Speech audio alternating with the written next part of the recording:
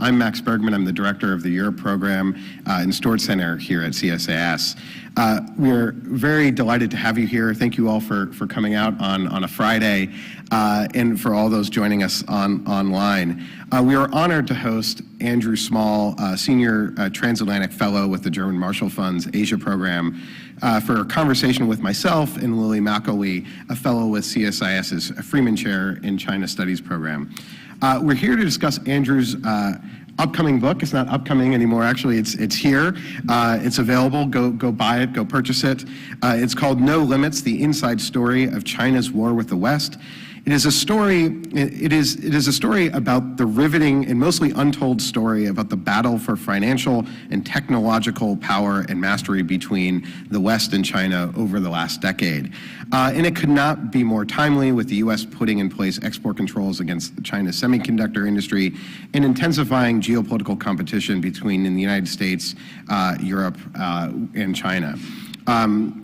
But I think one of the most astonishing things about the book, and I think this is its real intellectual feat, is that it somehow incredibly makes think tank work seem incredibly exciting. As Andrew goes four corners of the world, he's in bars in China, drinking with Chinese officials, then he's here in Washington, and it makes it all sound very glamorous. So whenever I will get down about think tank work, I'm going to pick up this book and remind me of how exciting our lives can be at times.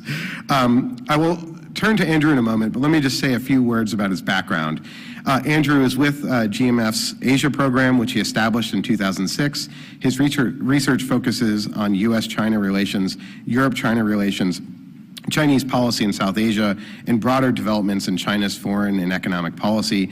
He was based in GMF's Brussels office for 5 years and worked before that as the director of the Foreign Policy Center's Beijing office as a visiting fellow at the Chinese Academy of Social Sciences. So Andrew really brings the perspective of both a European perspective, knows Washington and the U.S. perspective, but also China's. Also with me for the discussion is Lily McElwee. She serves as a fellow in the Freeman Chair in China Studies at the Center for Strategic and International Studies here. She also supports the CSIS Chumer Global Dialogue, a high-level dialogue project on strategic competition in the future of the world order, and her research focuses on global governance, EU-China relations, and transatlantic cooperation on China. So we're both going to grill Andrew. But before we do that, let me invite Andrew to the podium to talk about the book, and then we'll have a good conversation. Thank you, Andrew.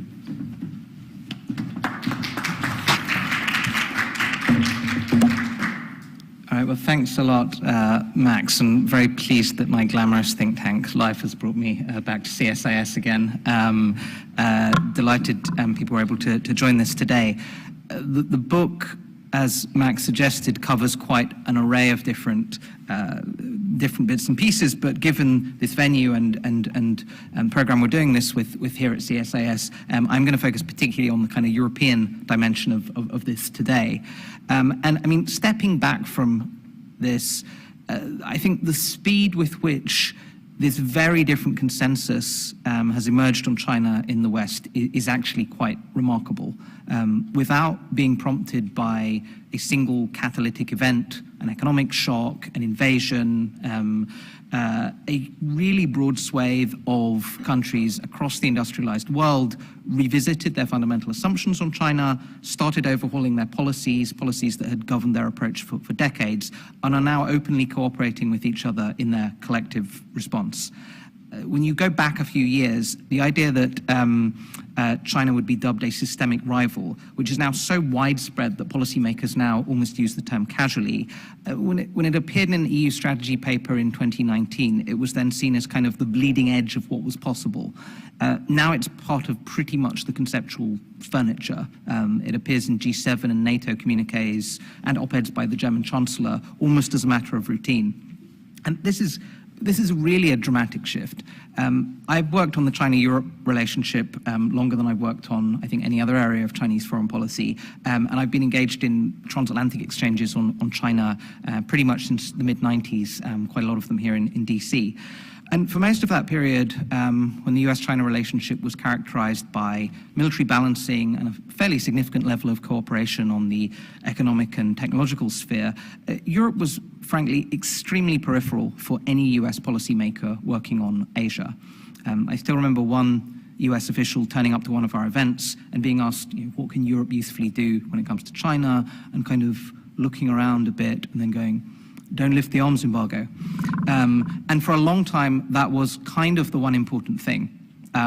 What struck me in the first 2 years of the Trump administration was just how much more Europe was going to matter to US-China strategy, whether policymakers in DC or in Europe really realized that or not. That essentially, if we were entering a phase in which economic, technological, and even ideological competition with China was going to be at the core of the US approach, the idea that this was just going to be about US allies in the Indo-Pacific was way off the mark, given the huge concentration of economic, financial, regulatory, and technological power on the other side of the Atlantic. And so I sort of set out back then, it was kind of late 2018, to write a book that just tried to make sense of how the thinking in Europe had really been moving, particularly to try to dispel quite a lot of the lazy shorthand. Europe is too divided to have a China policy, Europe is only commercially motivated, all these kind of excessive focus that you had at points on the 17+1 or Hungary, and instead to try and lay out for, particularly for a US policy audience, a lot of the complexities of what was going on there.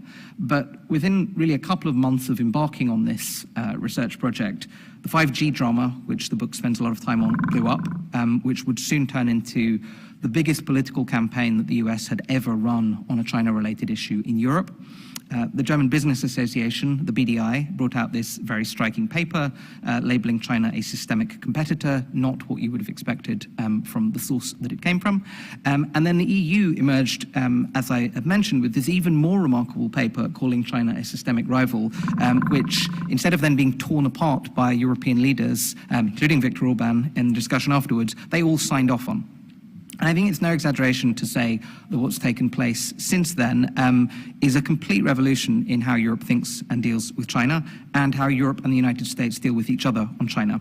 And so one of the things I wanted to do in the book was basically to chronicle this kind of hinge period in dynamics between China and the major industrialized democracies, and to try to disentangle a bit what was actually driving those changes. Because I think it's quite easy to blob a lot of these things together. You can basically do this list that goes Xinjiang, Hong Kong, Belt and Road, Made in China 2025, Taiwan, Xi's authoritarianism, and say, well, this kind of collective set of things is what happened. Of course, policy was going to look different as a result of that. But so much of this was cumulative. It only prompted very incremental changes, and we went through this very long period in which we were seeing a lot of these phenomena unfolding on the Chinese side, but there was very little going on that really changed the approach.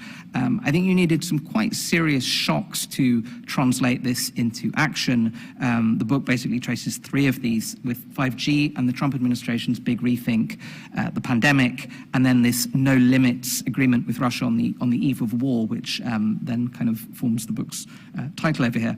But you needed this serious pivot in the analysis as well, this shift from seeing China as kind of a soft authoritarian state to something that looked a lot more totalitarian under Xi Jinping, and this convergence of views that the book describes, whether it was from the Department of Defense on the one hand to the BDI, ostensibly at the other end of the spectrum, that China's technological catch-up was going to pose military threats to our economic future far faster than people had expected, and that it was the very openness of our system that was making this possible. I still think there's a significant amount you can read about where dynamics between China, Europe, and the US were going to go, just by going back to Bob Work's speech at NATO from 2016 and following a lot of the logic of that analysis through. China's catching up. It's doing so through access to commercial technologies, and that technology base is not just in the US, it spans the industrialized world. So if you want to devise policies to deal with that, you essentially need to devise policies for the whole system, the critical parts of which are US allies in Europe and in Asia. whether it came to 5G, where the only Huawei competitors were European, or some of these recent moves that Max referenced on semiconductors, where it's the Dutch and the Japanese that are the most critical to have in board. This sort of ally-centered US approach to China strategy that is now talked about so much was not just a matter of choice, that the US has this great network of partners and allies, and this gives us an edge over China. This was really a matter of necessity. When the Trump administration invested such huge political energy in Europe on the telecoms issue, it wasn't because they were so excited that Europe was now calling China a systemic rival. It was because this was the only way of running an effective policy on this pretty foundational problem. And what we've seen since then have been these two parallel, somewhat messy processes of coalition building that I think are still really in their early stages. The first part of it is, can a coalition that cuts across major industrialized democracies get critical elements of their approach roughly in line with each other in light of China's rise? And there's a huge difference there between getting our China policies roughly in line, which is actually not the hardest bit, and adjusting a whole series of other policies that are not just about China, but where China conditions those choices very differently.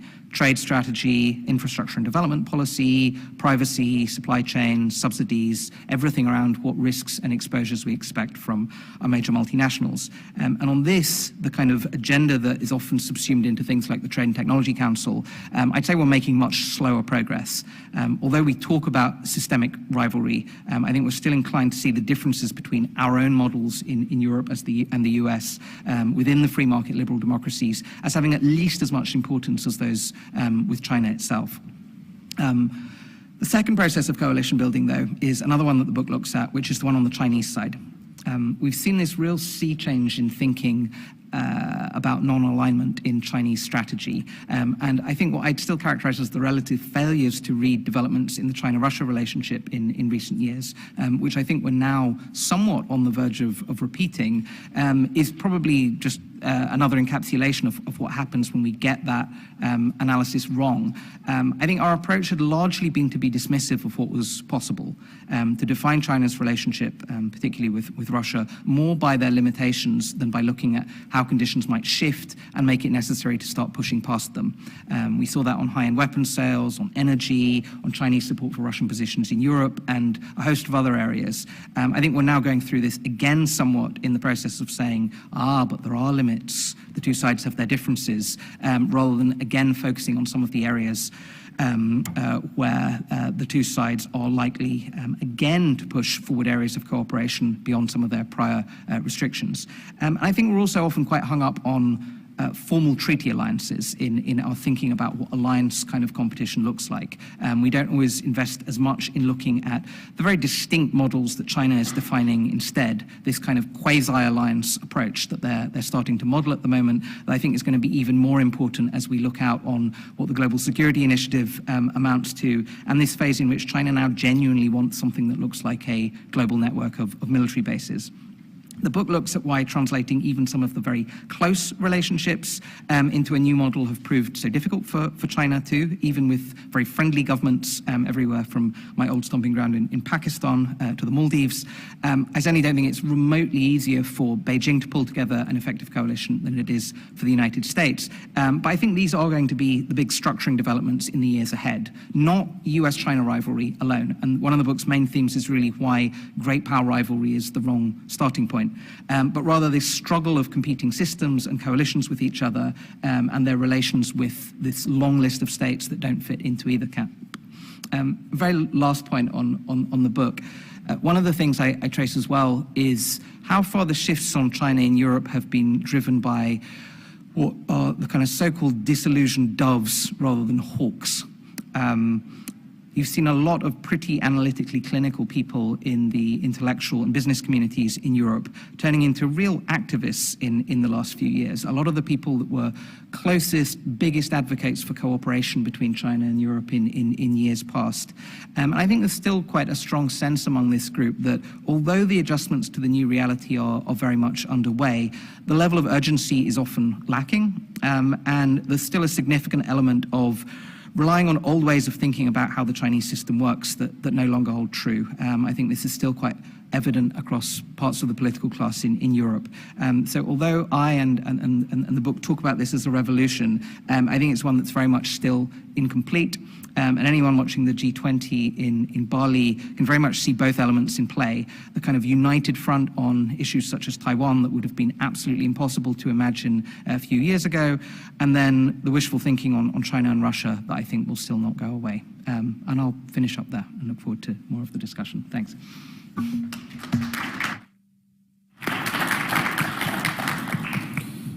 Well, thanks, Andrew, for that really thorough overview. It's sort of hard to know where to start, but maybe I'll start with a question, then I'll turn it over to Lily. I sort of come at this book more from the European-Russia angle, and with the war in Ukraine, there's been this sort of constant sort of navel-gazing debate amongst Russia hands over what did the U.S. Did the U.S. and the West help cause the friction between the United States and Russia? Was it NATO expansion? And there's this constant sort of effort to kind of reanalyze the kind of last 30 years of what went wrong and who's to blame. In your book, it seems pretty clear, and you just mentioned it with the disillusioned doves, that there was real effort to engage China, but it's China that has turned away. Do you think there are things that the West made a mistake or could have done, or how would you sort of assess kind of that sort of blame game? I'm not saying the China hands should replicate what the Russia hands and Europe hands have been doing, but I'm curious if how you sort of see who's to blame for the rupture. I mean, I think that is the big, interesting differentiation between some of those debates on Russia and on China. I don't think there is a huge amount of navel-gazing among most of the China hands on this question. I think there is a sense, maybe that leans too far, that a lot of this came down to decisions and processes that looked quite different under Xi Jinping. And a lot of the developments there. I think it's very easy to imagine still, even under Xi, if you looked at the kind of early time in his first term, you could still see trajectories and decisions that could have broken in slightly different directions, and where you'd have had a very different balance on relations, certainly between China and Europe, but obviously China and the US as well. And if you talk to a lot of the officials engaged in these negotiations who wanted actually to move things in a sort of tougher direction in the way that ultimately happened, you look at the negotiation, the US-China free trade or the comprehensive trade deal and the decision to pull back on the deal that Liu He had negotiated. You see some of the decisions not to go ahead with the approach that was taken to Huawei and Meng Wanzhou. There are a couple of these moments where, and then of course how the pandemic itself was handled on the Chinese side. So I think still, even under Xi Jinping, you could have had things breaking in a slightly different way. But I think the sense is rather that there was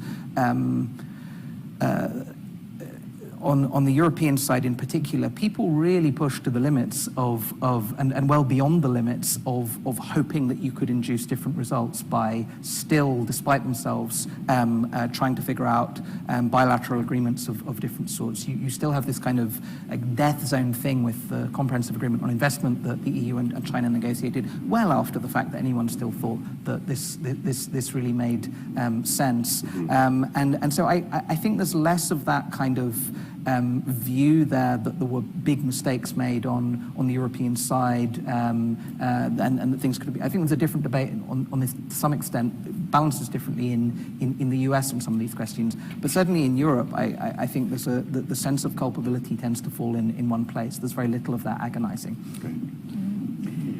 I think both Max and I were struck by the central role that the COVID-19 pandemic plays in your narrative. And I pick up on that now because you have this great line where you say, there was long a perception that China was a revisionist power, but not an actively destructive one. And China's behavior during the pandemic, in terms of, exploiting Europe's pain at the time for disinformation campaigns, propaganda campaigns, for-profit sales of PPE to Europe. All of that kind of broke the conception that during times of crisis, cooperation can occur between the EU and China, and it does, and China puts geopolitics aside in a way that it did in 9/11, Eurozone crisis, global financial crisis. So I mean, can you tell us a little bit more about how, we talk about, you were talking about all of these buildups, the Xinjiang issue, the Hong Kong issue, the South China Sea crisis. All of this is cumulative into a narrative of shifting views. But the COVID pandemic was, in a way, more of a global crisis, where China's cooperation really mattered. Can you tell us a little bit more about what effect did that have as a shock on your I think it's very important, and I think in Europe, because I think you have a number of these crises that are global, and where China's behavior in the aftermath and the handling of it, this kind of constant, we will be the important issue that you deal with further down the line, but look, in the immediate urgent crisis issue, we're going to be at least not a problem and often quite helpful.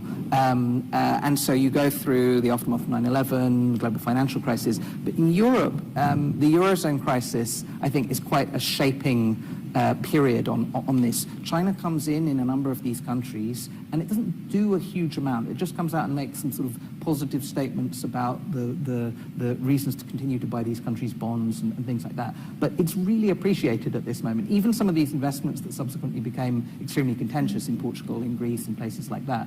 At that moment, these were kind of votes of confidence still in some of these economies. And so you have that, which convulses Europe for an extraordinary length of time, where at a moment where I think there are these different junctures where you're potentially going to have these rebalances of thinking. And again, China defaults back to actually it's at least not a problem and to some extent constructive. You look at Crimea as well, where you have something that looks genuinely like neutrality on the Chinese side. And so everyone had come to expect this, that this was also kind of hardwired into the way the party thought, that it was kind of, you need to manage global affairs like this, your important markets need to be kept stable, and so take care in these situations. And to a certain extent, that these channels, Merkel and whoever she was dealing with at the time, French leaders, German leaders, European leaders, can still, at these times of crisis, kind of pull together and figure things out. And that's why I think COVID was quite a shock. That was the first crisis where you got this very, very different response on the Chinese side.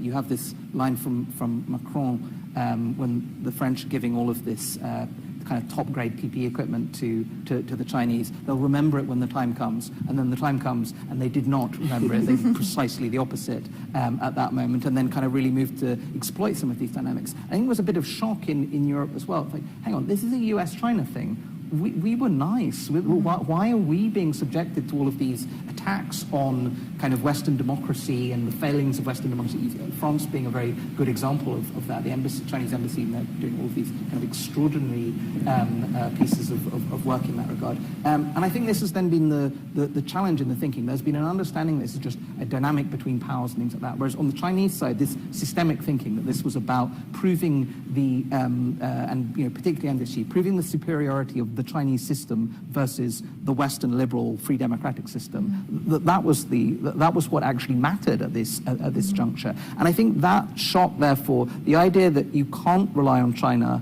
at these critical moments still plays out if you're thinking about supply chain issues and things. It wasn't that even then that it was necessarily the case that China massively exploited its position in supply chains, but you could see in worse situations just how bad this might have been, and you could see the different kind of spirit within which this was being approached. And so I think the sense, of course, this gets heavily reinforced during the Russian invasion of Ukraine, which then absolutely confirmed that this was going to be the case during future crises.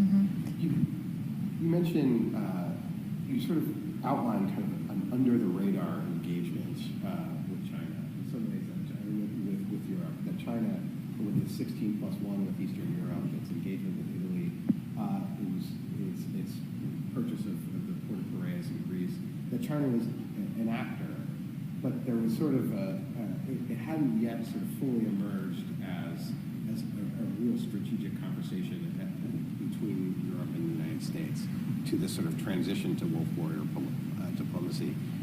It seemed like China would have had more success if it had just stayed on that course. Why didn't it? Why did it become more aggressive in its diplomatic engagement with Europe?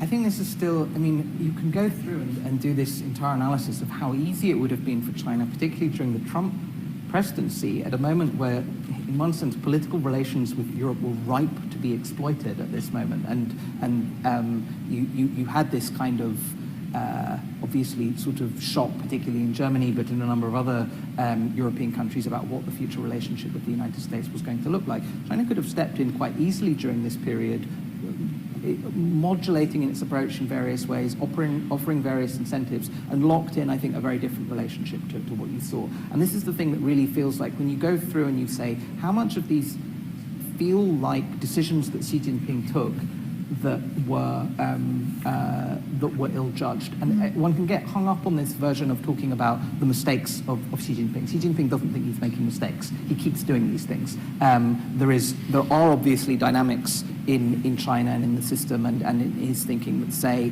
that actually there is a different framework through which this is supposed to be approached. There seems to have been a very, very much a sense of a kind of it's better to be feared than to be loved. If you can't be loved, kind of mindset that's gone into this. And so you have this kind of extraordinarily coercive approach in all sorts of these cases instead. But it feels in some ways like the Chinese system had become more rigid, less nimble through this stretch.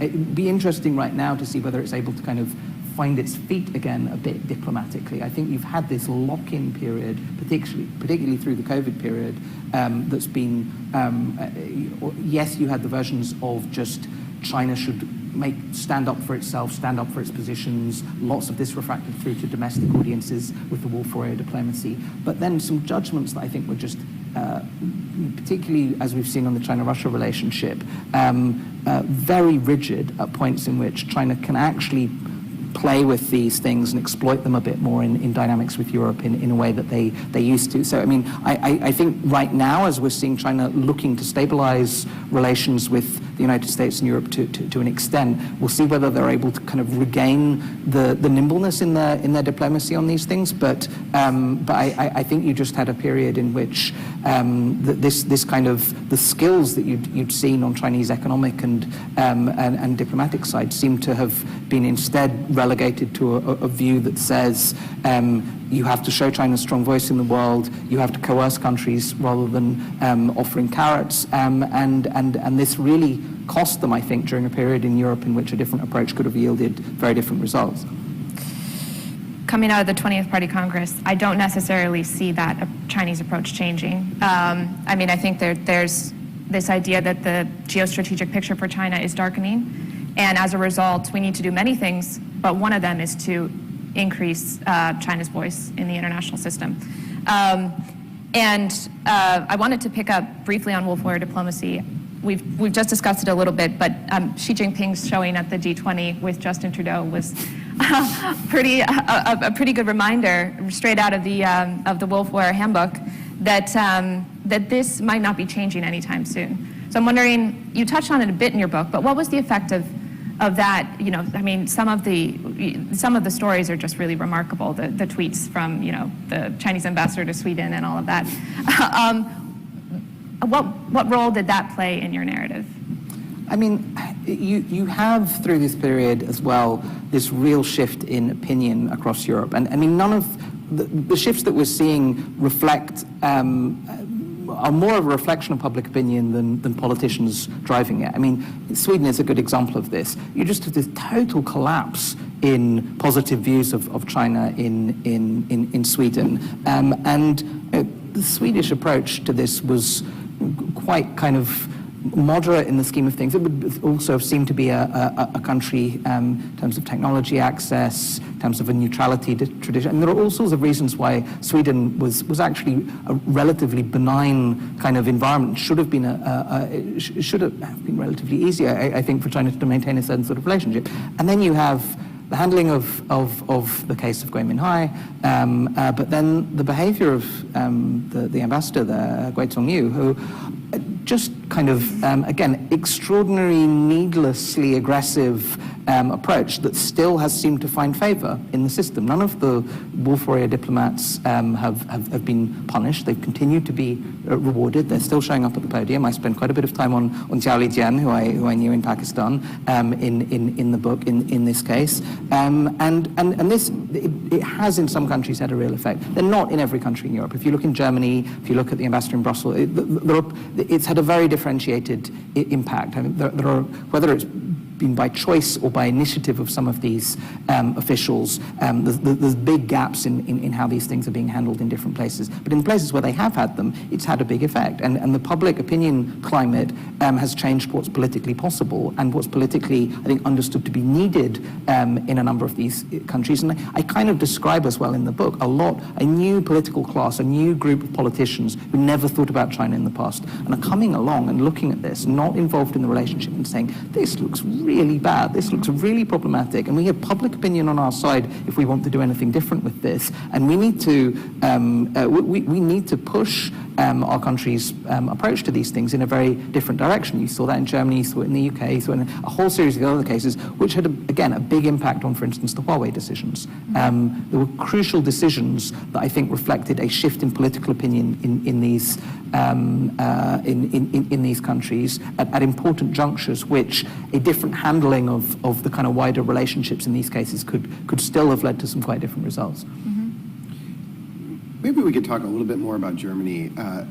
Angela Merkel, when she was both Chancellor of Germany, but in her final stint as President of the European Council, when Germany had the EU presidency, pushed a trade and investment agreement with China over the line. China made a bunch of concessions right after the U.S. election, seems sort of clearly intended to try to divide Europe and the United States when it came to China, and seemed to succeed. Only for it all to sort of implode, where the U.S. and Europe did sanctions against China for human rights violations. You know, in the book they were relatively minor, but China then responded with its vigorous sanctions against European parliamentarians, against think tanks, Merrick's. And now that agreement is completely stuck. Was that an example of China just not thinking strategically? It seems like a real own goal of wolf warrior diplomacy in response. And again, this is one of the examples, though, where it looks like a mistake. It looks like an error of judgment. It would have been very easy, and you even saw some of the kind of voices on the Chinese side revving up to say, are these sanctions from the Europeans that were very mild? And so, you know, this actually shows that, you know, the comprehensive agreement on investment is going to be very successful, and look how weak. You started getting this material appearing on the Chinese side, and then even some of these people were surprised by how far the sanctions then went. But again, this goes back to there seems to be a view that says showing China's coercive power is more valuable. The kind of threat elements will have a more powerful effect. I think lots of people see this as a miscalculation. It's been very costly. I mean, if you go through every single one of these relationships in the last period of time, you go through in Europe, you look at Australia, you look at what played out on the border with India, there's a very long list through this period in which you think, why was this worth it for the sake of the wider relationship? What was it worth it that meant that you went ahead with these courses of action? But at no point was there an assessment that said, actually, this was somewhat ill-judged.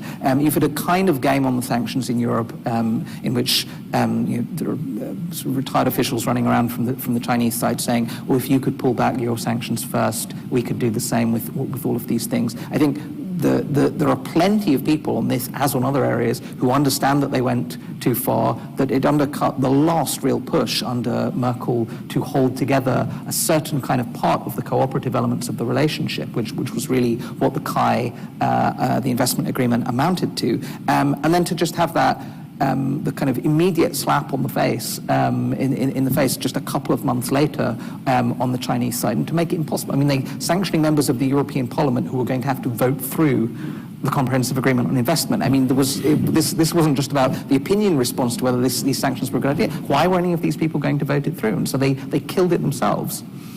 Can I just pick up on that? I mean, that was happening in the spring of 2021, and a lot of what you've discussed, had already happened and shaped European public opinion and elite opinion to a certain degree that I wonder, even if China hadn't sanctioned those EU officials, whether the Kai would have passed in any case. Yeah, I mean, the thing is, there wasn't a huge amount of enthusiasm for it. Yeah. Merkel pushed it through in the kind of dying days of their presidency of the EU, with very, very little support from around Europe. There was a willingness to defer to the fact that this had been agreed. People didn't even see everything that had been agreed. There were sort of certain things that went on the bilateral side that people weren't privy to as well on this. And I think there was a real concern. I mean, this was done with very clear intent on the Chinese side, spelt out and encapsulated in certain papers on the EU side to say it needs to be closed during this period because this is the kind of purdah period essentially between the two administrations. Because if they can push it through now, this will be effectively helpful for showing that this new coalition the Biden administration wants to put together is weak or there's a crack, and so we should take advantage of this right now. And so everything about it was quite problematic, and there was both fierce attacks from all sorts of corners in Europe, but if you talk to a number of the industry associations, very, very little enthusiasm for it. No one was, when you said, are you going to lobby for this to certain of these industry associations in different countries and push it through? It was like, we'll sit this out. So I think there was very good reason to think that the whole thing could have unraveled in any case. But it was an important juncture where I don't think on the Chinese side, I mean, they could have then maneuvered and kind of made a real diplomatic push to get certain people in line. No one also wanted to be the big spoiler on it. And then China did that job itself. I think I want to turn in a moment to kind of looking at the present and future of where relations are going. But one of the things that also struck me in the book is that you talk a lot about the struggle the Trump administration had to try to get the UK and Germans sort of aligned when it came to 5G and Huawei. But actually, one thread through the book is that the French have been much more concerned about China. At least that's the way it struck me. I'm curious how you would characterize the French position when it came to China and what their role has been to try to craft an EU-wide policy. Yeah, I mean, there's going to be a very interesting debate about that in the coming months with the Macron visit, and there's a very kind of Macron-specific question about this, which we can talk about. But when the Trump administration sent its first big delegation to Europe, it sent it to Paris. It sent this kind of big interagency delegation because actually on a lot of critical areas from the Indo-Pacific, I think the French were understood to be actually the most useful partner on a whole series of these things. And there was kind of quite a high level of convergence on thinking, despite the fact that in other ways, on a lot of these big decisions, and including going back to, as I was talking about earlier, the how far should Europe and the US be differentiated when it comes to certain strategic economic questions, France is clearly almost in a camp by itself on the strategic autonomy above all, and don't go too close on a whole series of areas of alignment that might actually be useful for collectively pulling together on these things. But I mean, the decisions on critical infrastructure and things like that on the French side were then just made without quietly, straightforwardly, clear assessment of the security threats, none of the drama that played out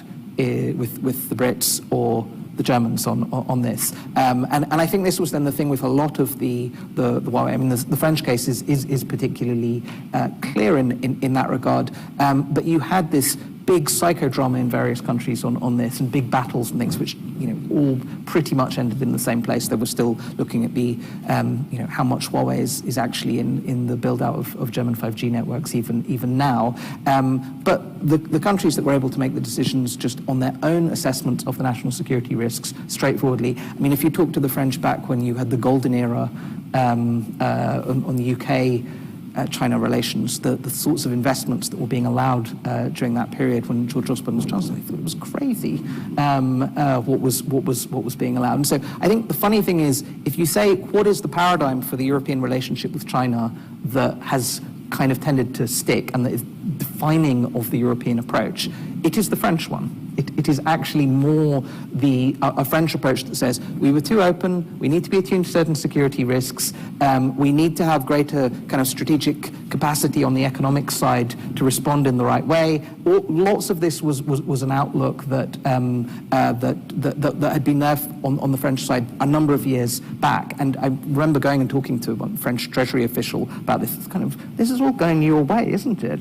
This is kind of your model for where you wanted. You know, we won't say that, but and I think that's the center of gravity on European policy looks like an approach that you could have had mapped out in certain respects on the French side a number of years back. But you have the big transatlantic piece of this, which I think, you know, where there's still a huge amount of tension on what that balance should look like in Europe, and where I think France is still in something of a minority position on what that should be, particularly after the war.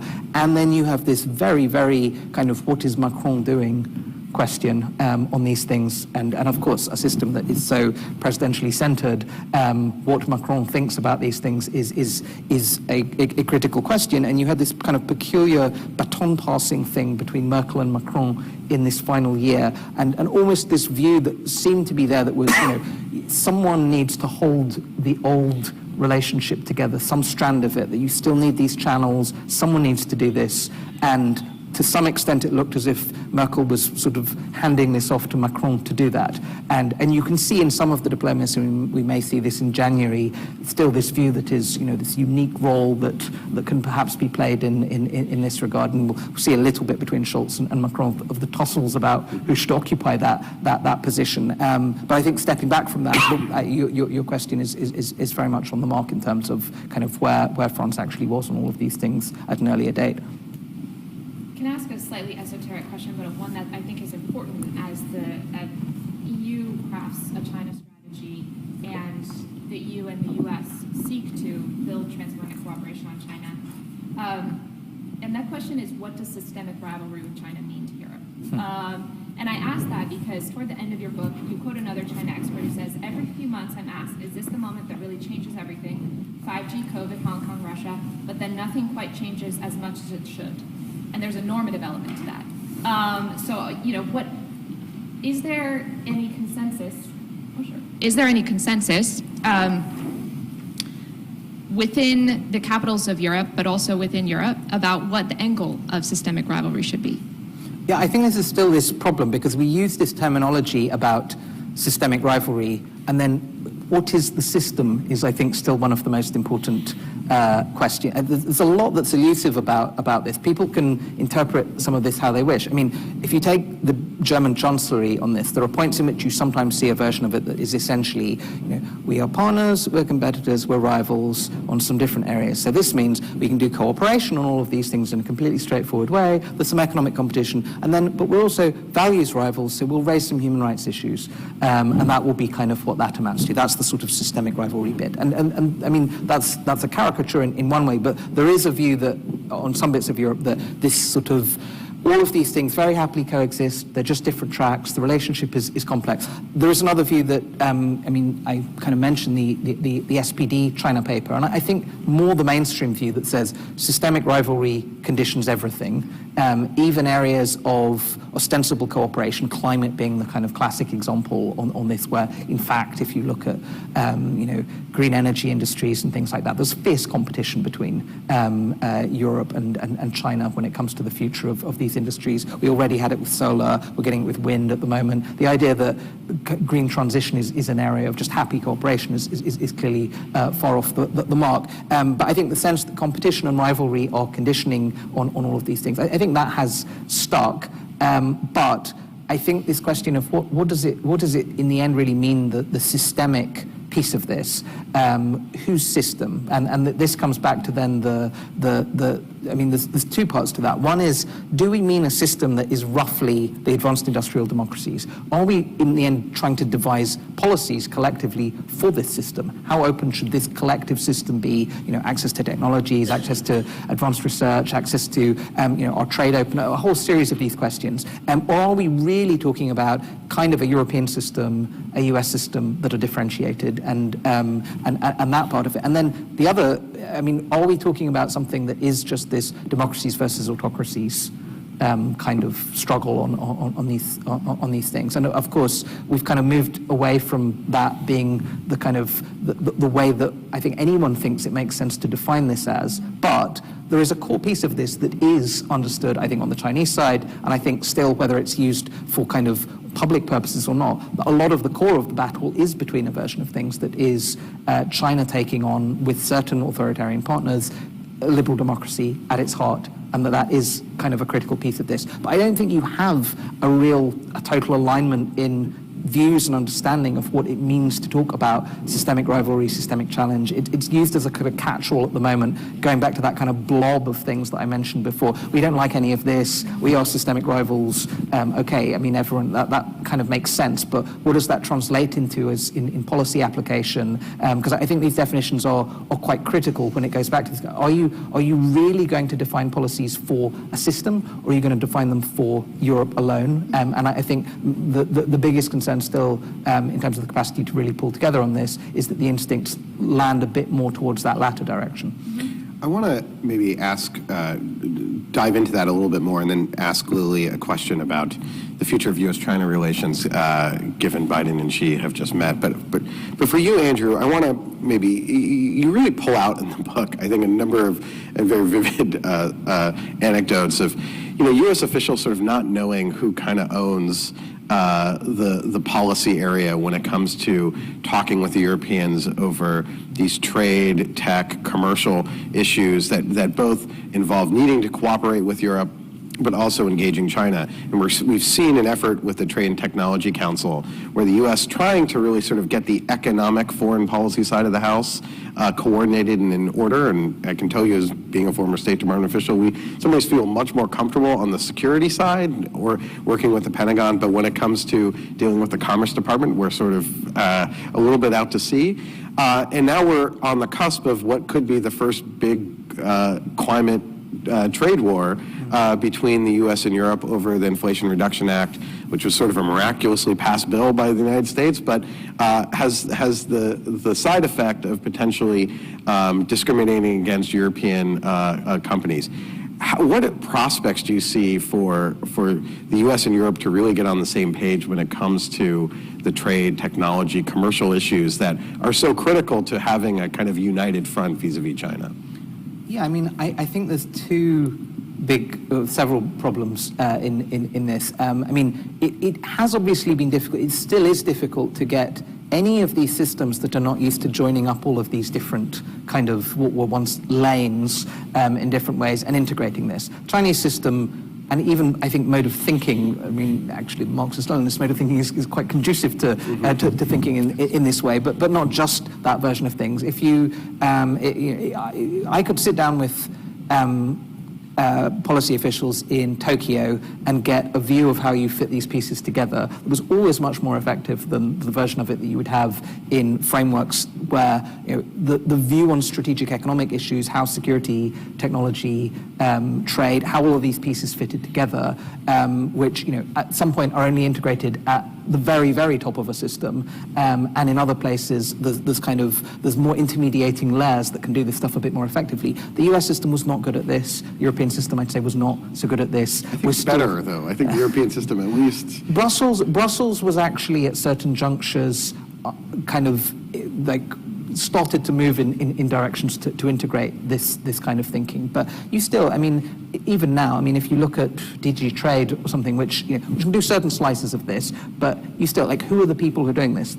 Trade lawyers and things like this, and what's been the mindset for what is it that matters in policy? It's not been the kind of geopolitical, geoeconomic dimensions of this. There's a huge effort, I think, now that is also barely underway in a whole series of our governments and systems to actually have the structures in place that can deal with this issue set, not just China, but the overall kind of landscape that China has conditioned, and how you fit these pieces together in a way that's effective. And so the idea of then being able to then negotiate with someone else fully in this space without defaulting to all of the old ways that you talk to each other. I mean, this was always the thing with the TTC and things like that. In principle, you'd basically go back and you'd have the same conversations that were being had in past years between the same people on the same issues, and then the question was, how much does the China thing change it?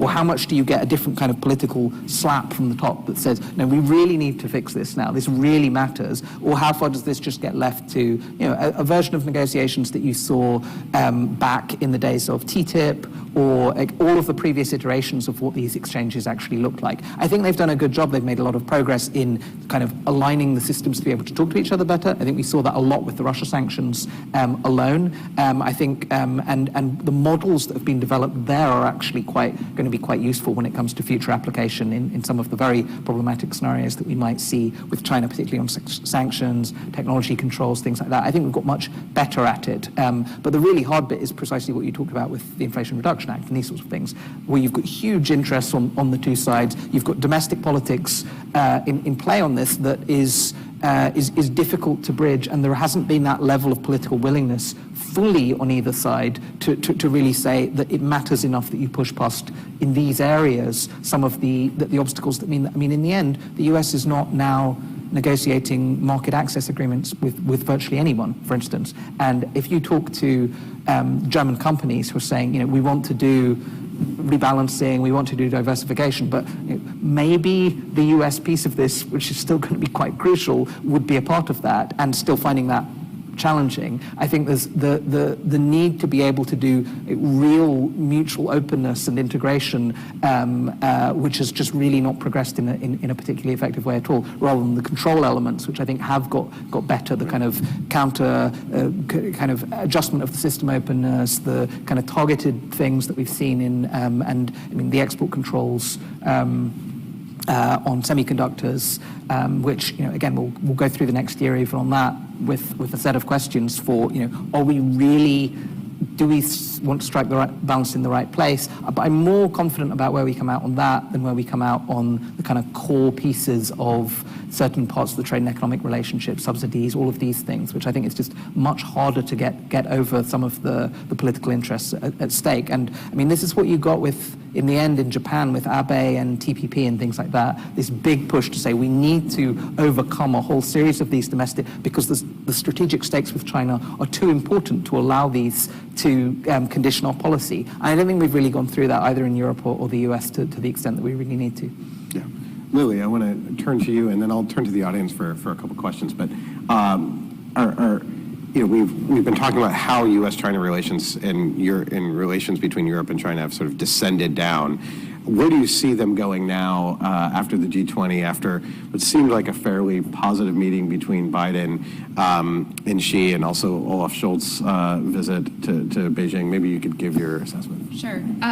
Well, I think we are undeniably in an environment of mutual mistrust and blame in the U.S.-China relationship. And we were talking earlier about how a lot of the sentiment in the U.S. soured toward China much earlier than, a few years at least, earlier than it soured in Europe.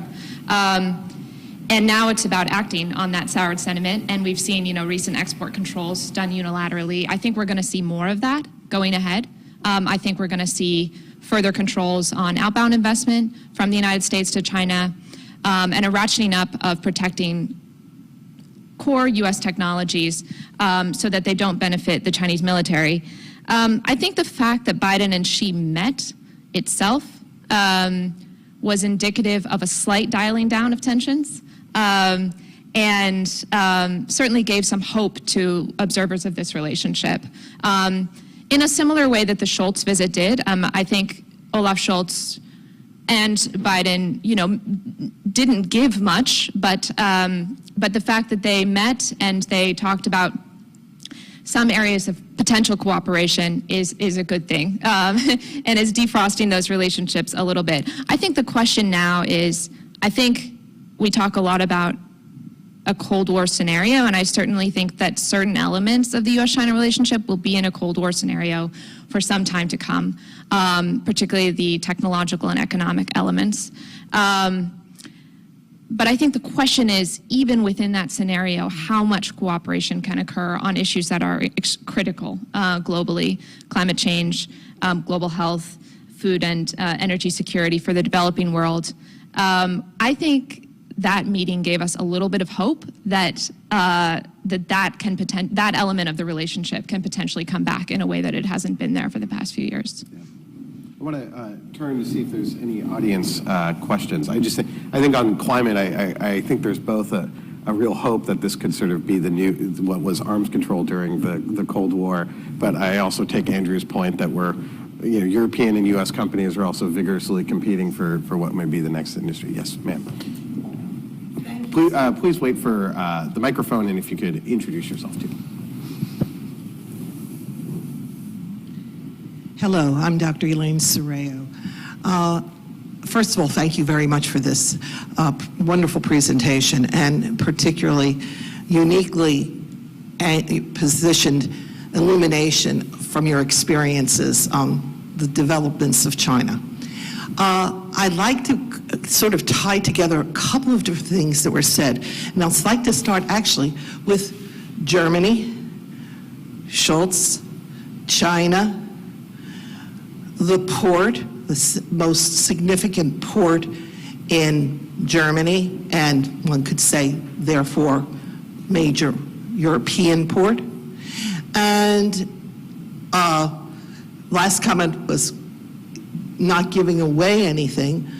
I think Schultz did give something incredibly important that the Chinese obviously wanted desperately, to have a port in Europe,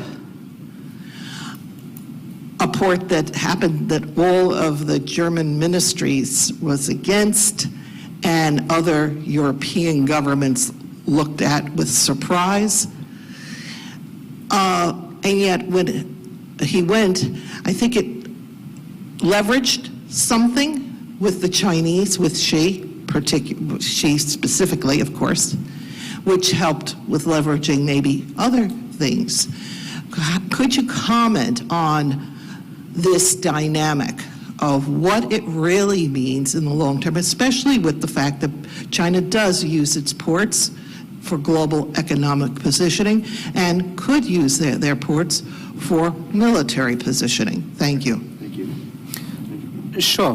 Thanks for the question and the kind comments. I mean, I think the Hamburg decision was interesting in two respects. I mean, obviously it wasn't handing over complete control. Even the the stake was kind of pared down. We ended up with 24.9% in the final version of the agreement. But I mean, there were a couple of things that were significant. First of all, yes, there were a number of other ports in Europe where China already has stakes, and this was the kind of angle that was given by some of the people on the Hamburg end.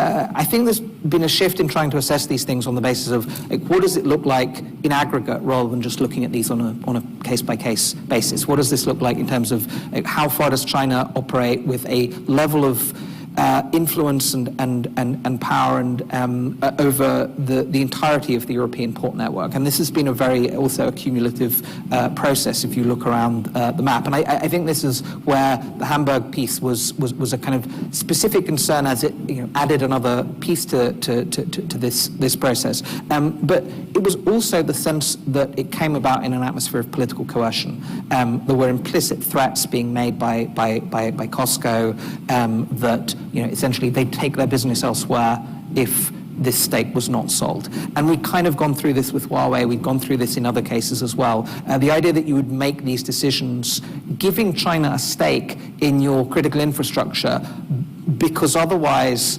they would punish you economically, I think looked like a problematic dynamic in its own right. And so I think there was a lot of resistance from people, not just on the inherent security stakes of that level of Chinese kind of stake in the port, COSCO stake, but also what this meant in terms of the wider relationship. And coming, of course, just before the Schultz visit. And I'm not sure it was leveraged into anything particularly useful on the Chinese side. I think there is this view that you have to hold a certain kind of relationship together, otherwise China won't move on ABC, and I think that's kind of has fed into this. This is why the Russia question, the statement that China made on useful threat of nuclear weapons use. I think was one of the things the Chancellery was leaning on as showing, look, this is, we can still get things from China on this. I'm still quite skeptical on what that actually amounted to. I do think China has got smarter right now at offering relatively concessions that have no material impact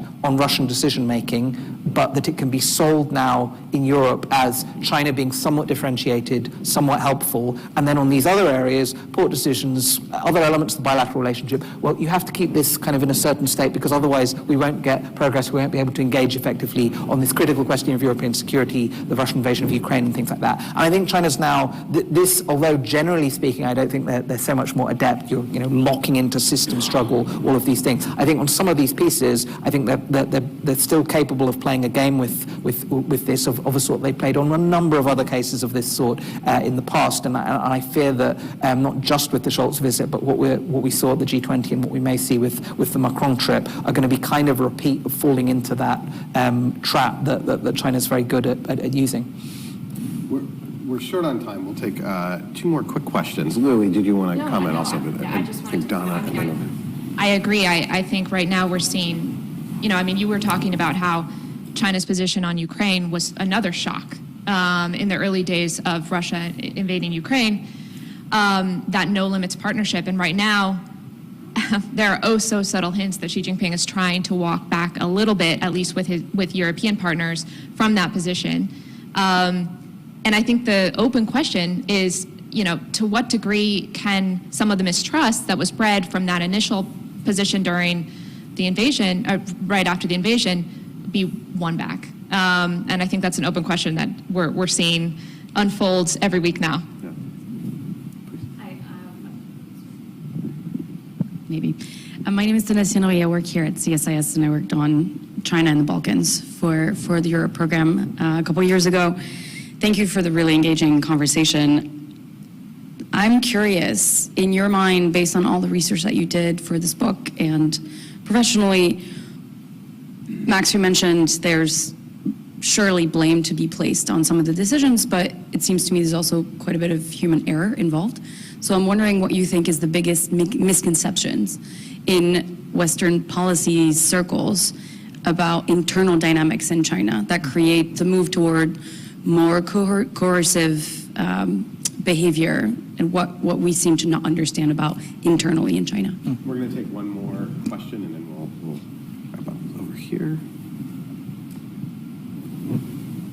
Let me just say on Costco quickly as we're waiting for the mic to come over. I think the other thing is that it sets a precedent for other European countries that can point to what Germany did and say, why can't we do the same in selling our critical infrastructure?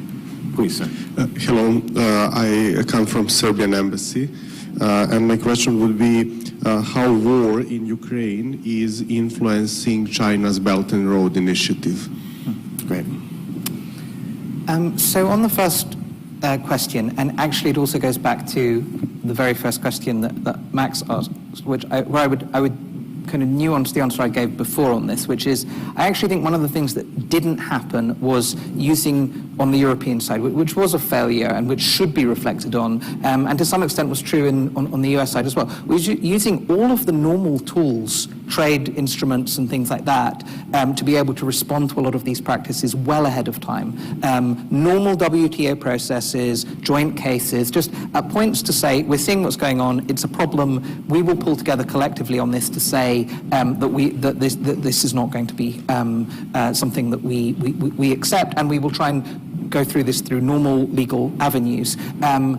Because I think you had these kind of, this is where the solar case that I reference in the book, where it's just completely collapsed on the German side, because there is a view that actually you have to do this cooperatively, you have to figure these things out in the bilateral relationship, rather than if you go through and do a few exemplary cases much further ahead of time, do you set some limits, at least in these areas on the Chinese side? I don't think this fixes the overarching structure of what we were dealing with, but I I do think when it came to a few of these, the shocks that were experienced from specific industries, this rather kind of emboldened a view on the Chinese side that says we can pull the strings, we can play with this, we can go and complain to Merkel at the right moment and completely see DG Trade undercut. I think the capacity to pull together earlier on that might have actually led to a view on the Chinese side that was a bit more restrained in terms of what they thought they could get away with. I think that was certainly a mistake. I think the mistakes in more recent years there's been a constant underestimation of how bad this can get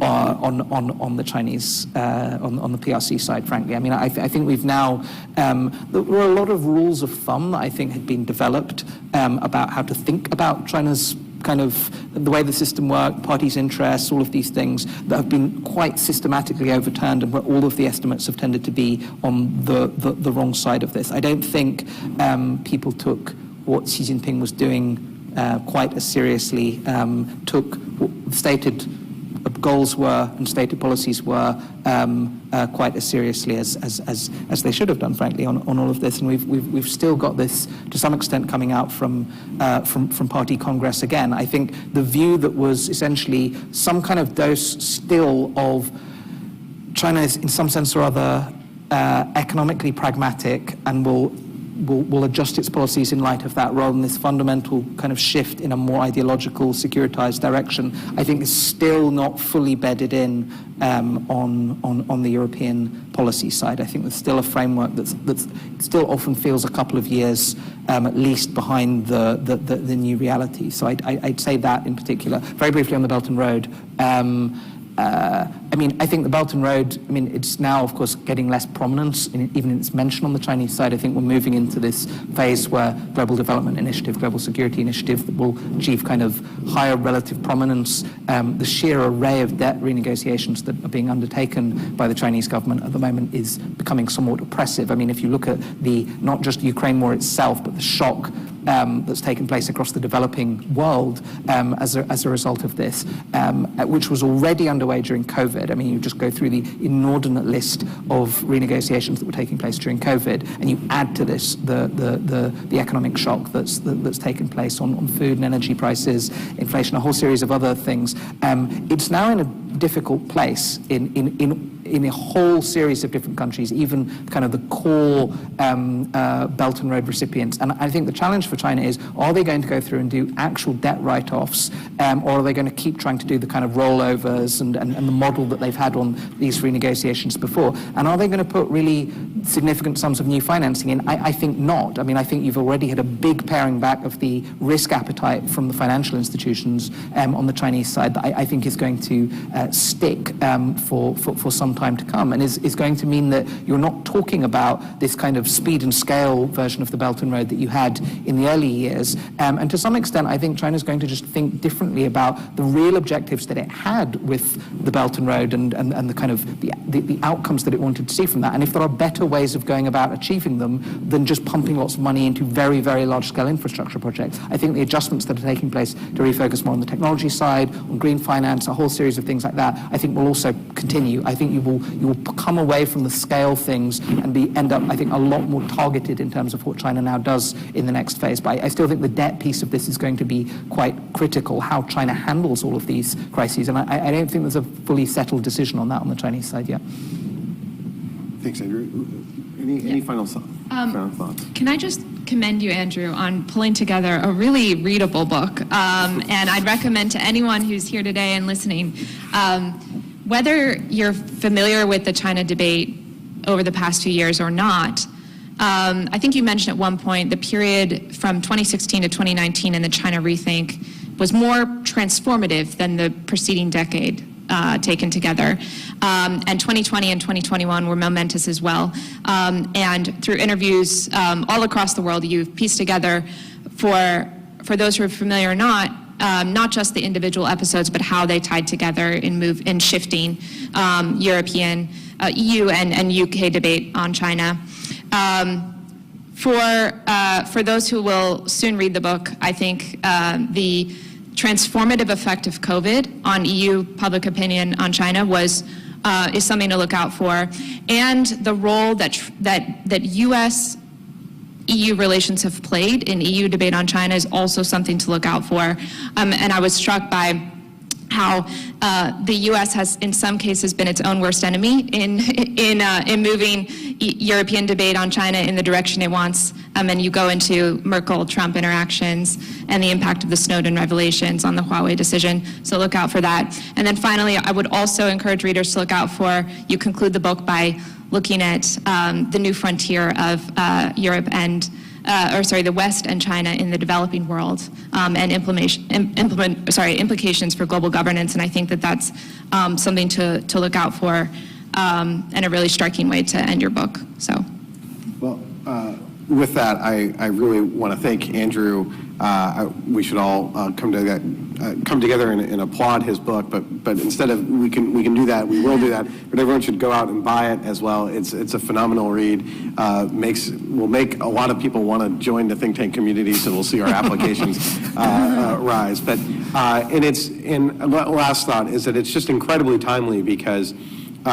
As the United States and Europe are looking ahead in how to deal with the China challenge, it has really brought